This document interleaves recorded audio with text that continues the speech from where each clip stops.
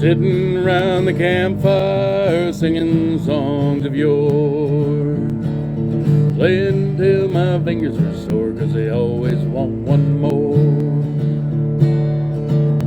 Yeah, we're sitting around the campfire singing songs of yore, playing till my fingers are sore on the Campfire Troubadour.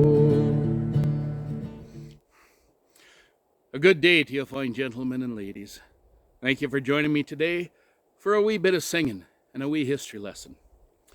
Now, they call me Two Wives, the Campfire Troubadour, singing songs of yore and songs about yore. Now, today I'll be singing a song called Sweet Lips, the Battle of Kings Mountain. Now, the Battle of Kings Mountain was a military engagement between Patriots and Loyalist militias in South Carolina during the Southern campaign of the American Revolutionary War, resulting in a decisive victory for the Patriots. The battle took place on the 7th of October in 1780, 9 miles south of the present-day town of Kings Mountain, North Carolina, also in what is now rural Cherokee County, South Carolina, about 2 miles south of the border. The Patriot militia defeated the Loyalist militia that was commanded by British Major Patrick Ferguson of the 71st Regiment of Foot, and he was known for blowing a silver whistle to give commands to his troops during battle. A man named John Seaver had been given the nickname Nolichucky Jack for his expeditions along the Nolichucky River on the western side of the Allegheny Mountains in the western part of the colony of Virginia, what would later become Tennessee.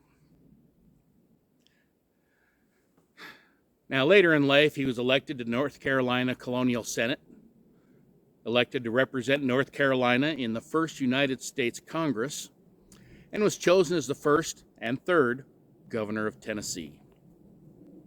Now, Major Ferguson, who usually wore the traditional red coat of the British Army, had on the day of the Battle of Kings Mountain worn a casual red plaid jacket, possibly because he wasn't expecting to be attacked by the Patriots, who surprised the Loyalists camped atop the mountain.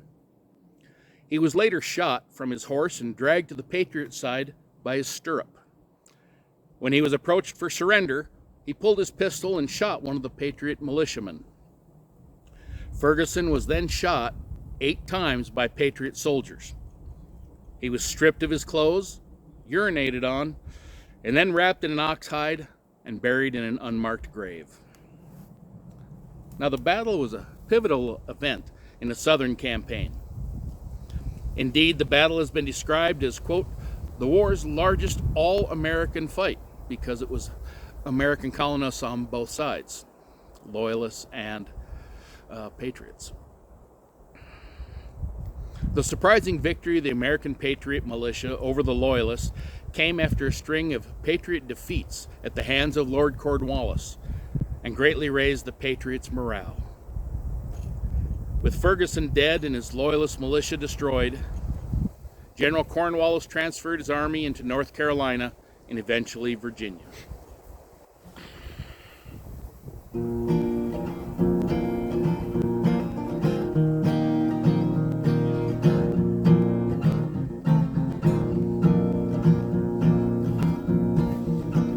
It was back in 81 that a man named Washington put fighting hard for freedom in his land. But his men were poor and ragged and against the British gun, well, he didn't even dare to make a stand. Old Ferguson was marching towards the Carolina hills, making brags they'd hang a man to every tree. But the news that he was coming raced across the mountaintop, and they heard about it over in Tennessee. At the shoals of Old Watauga, where the sycamores grow tall, they rallied round old Nolichucky Jack. And they said, we'll drive the redcoats back across the briny deep. Yeah, we'll lick 'em or we're never coming back. There was Chucky, Jack, and Campbell, Colonel Shelby, and their band, mountaineers who loved their liberty. And a lovesick boy named Gibbon with a brand new rifle gun, named for his gal in Tennessee. Sweet Lips blows a rifle, named for a gal in Tennessee. When Sweet Lips spoke, the chains that bound her broke, and she struck a mighty blow for liberty.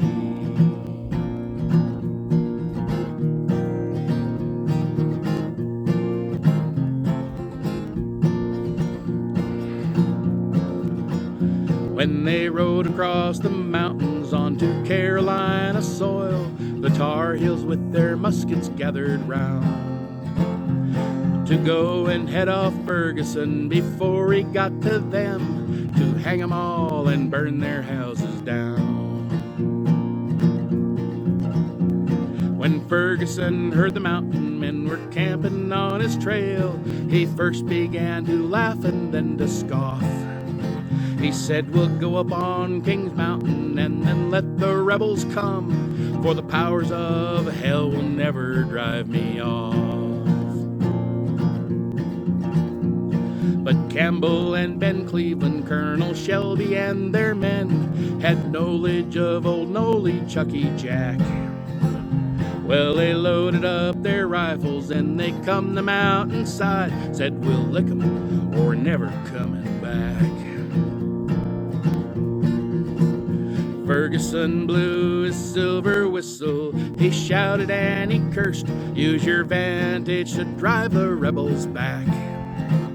But the redcoats never made it, for before they reached the line, the mountain rifle jumped them in their tracks.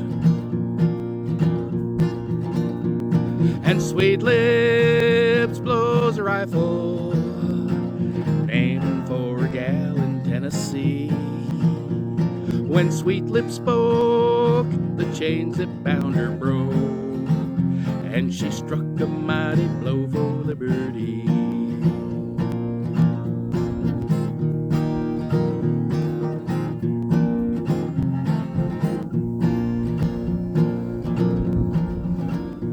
Now Ferguson was dashing up and down the battlefield, and it seemed he must lead a life of charm, for the mountaineers were aiming at his gaudy checkered coat, but their bullets passed him by and did no harm.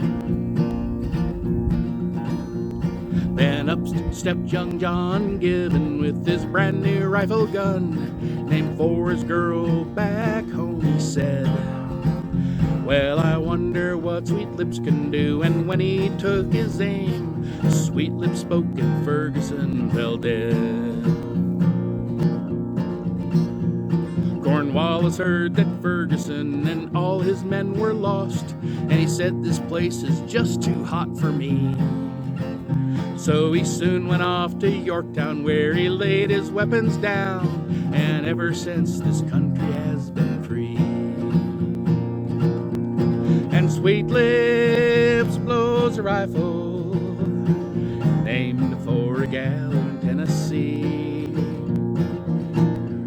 When Sweet Lips spoke, the chains that bound her broke, and she struck a mighty blow for liberty.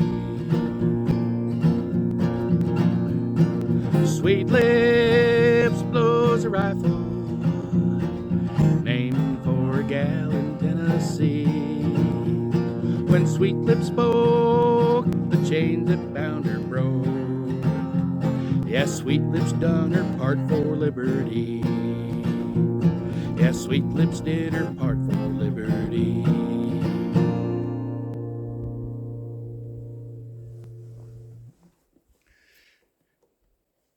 Well, thank you for joining me today.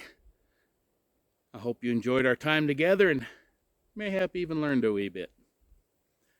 So until we meet again, I remain your humble servant, Two Wives, Campfire Troubadour.